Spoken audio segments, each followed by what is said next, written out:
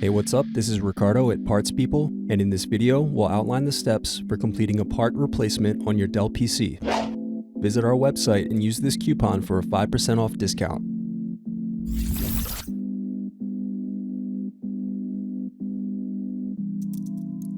Unscrew and remove bottom base.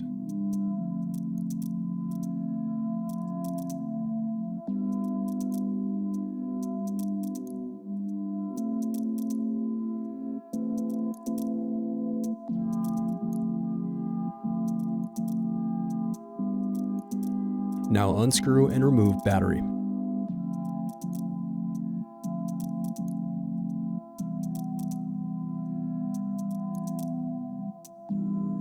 Thanks for watching. Don't forget to like and subscribe if you enjoyed this video.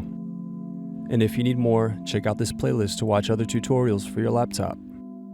You can also click here to find parts for your laptop at partspeople.com.